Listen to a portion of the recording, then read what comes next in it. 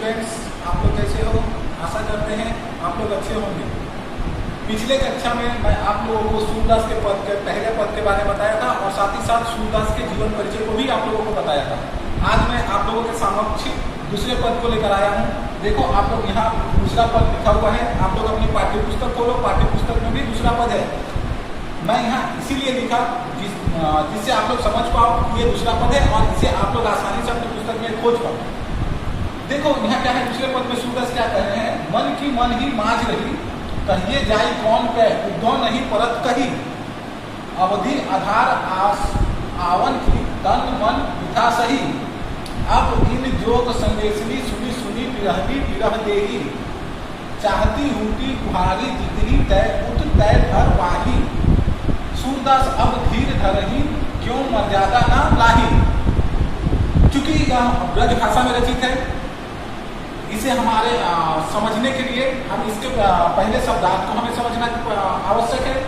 तो हम इसके शब्दार्थ को आप लोगों को समझा दे रहे हैं। आप लोग अपनी पुस्तक खोल के रखें उसमें, क्योंकि मैं इसे अभी पोस्ट दे रहा हूँ और यहाँ पर मैं इसके शब्दार्थ को लिख रहा हूँ। आप लोग अपने पुस्तक से जो जो मैं शब्दार्थ लिख रहा हूँ अपनी पुस्तक में मिलाकर उस शब्दार्थ को उसके सामने स्थान पर या उसके आगे लिख लेंगे तो आप लोगों को यह पद समझने में बहुत ही सुविधा होगी। इसके हम शब्दार्थ को समझ ले। देखो शब्दार्थ में पहला है मांझ।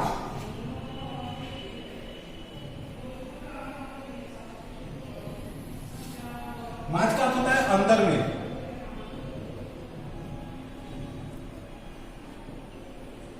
अवधि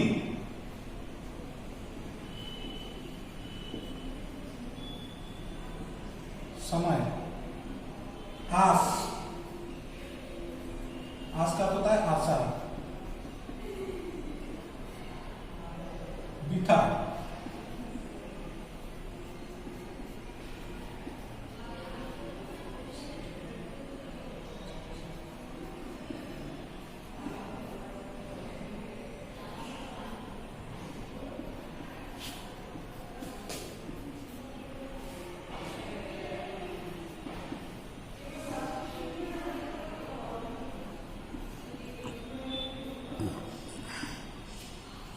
विरहिणी।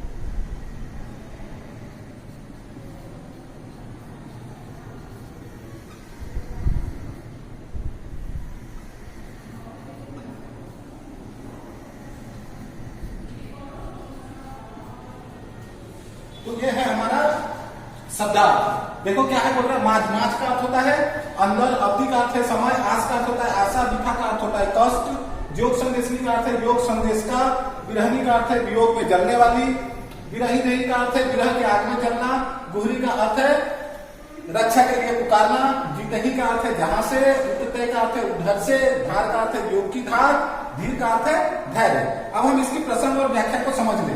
तो प्रसंग को हम लोग पहले पद में ही हम लोग बोल दिए थे कि यह किस काव्य सूरदास द्वारा रचित किस ग्रंथ के किस काव्यखंड से है, या सूर सागर के भ्रमर गीत काव्यखंड से उद्धृत है यह पद।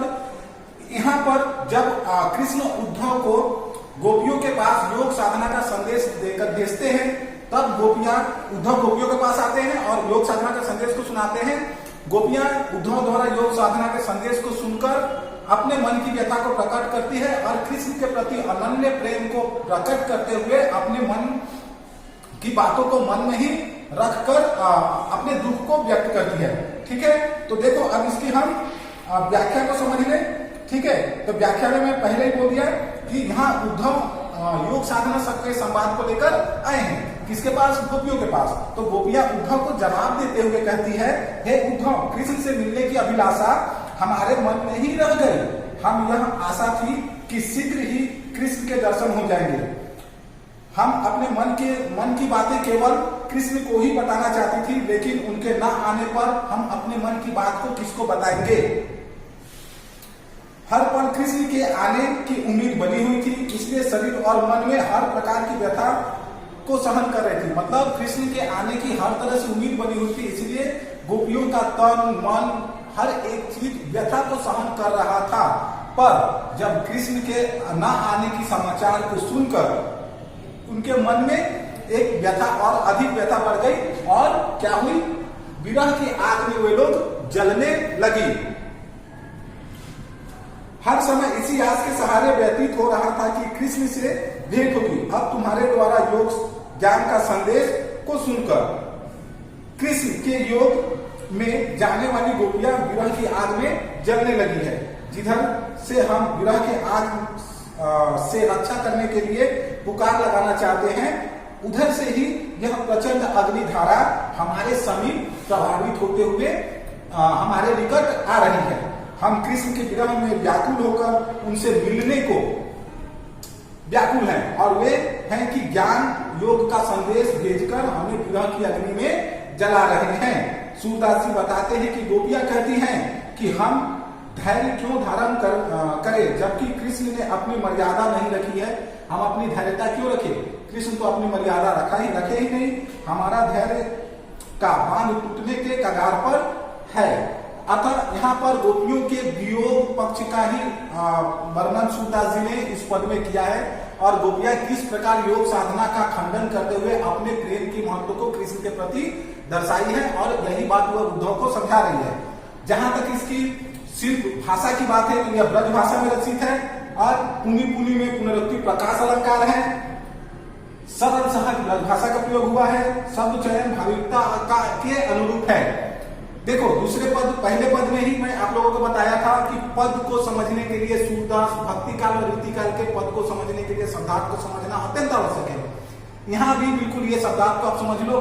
पद बहुत आसान है, योग साधना के संवाद को लेकर आते हैं और गोपियां उनका खंडन करती है, बस इतना ही है। पर हम जब तक शब्दार्थ को नहीं समझेंगे हम इसके व्याख्या को भी नहीं समझ पाएंगे। आशा करते हैं आपको दूसरा पद समझ में आया होगा। शब्दार्थ को आप लोग समझ ले, शब्दार्थ को आप लोग एक कॉपी में लिख ले और उसके बाद पद को समझिए। आशा करते हैं आप लोग को यह समझ में आ जाएगा। तो पहला पद और दूसरा पद हमने आप लोगों को बताया। अगले कक्षा में हम तीसरे पद और चौथे पद को लेकर आप लोगों के सामने आएंगे। धन्यवाद, थैंक यू। अच्छे से रहें, घर पर रहें।